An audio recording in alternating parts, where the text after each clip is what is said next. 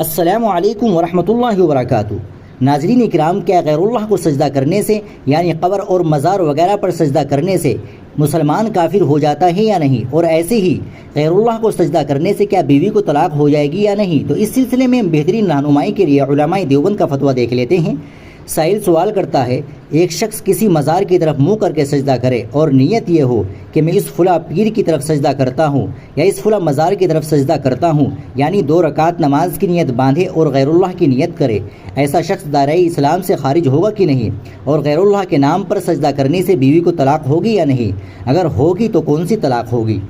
جواب دیا گیا، کسی مزار یا پیر کی طرف منہ کر کے سجدہ کرنے کے بارے میں حکم یہ ہے، اگر سجدہ مزار کے پیر صاحب کی عبادت اور تعظیم کے لیے کیا ہے تو یہ کفر ہے۔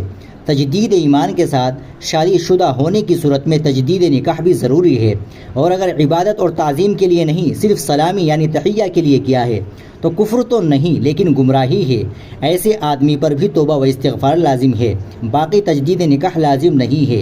نیز اللہ کے علاوہ کسی اور کو مقصود بنا کر نماز پڑھنا مطلقاً کفر ہے۔ ایسے کرنے والے پر تجدید ایمان کے ساتھ ساتھ شادی شدہ ہونے کی صورت میں تجدید نکاح بھی لازم ہے۔ واللہ تعالی عالم۔ ناظرین کرام، آپ مسئلے کو اچھی طرح سمجھ گئے ہوگے۔ ویڈیو اچھی لگی ہو تو لائک اور شیئر ضرور کر دیں اور چینل کو بھی سبسکرائب کر لیں۔ ملتے ہیں انشاءاللہ اگلی ویڈیو میں۔ السلام علیکم ورحمۃ اللہ وبرکاتہ۔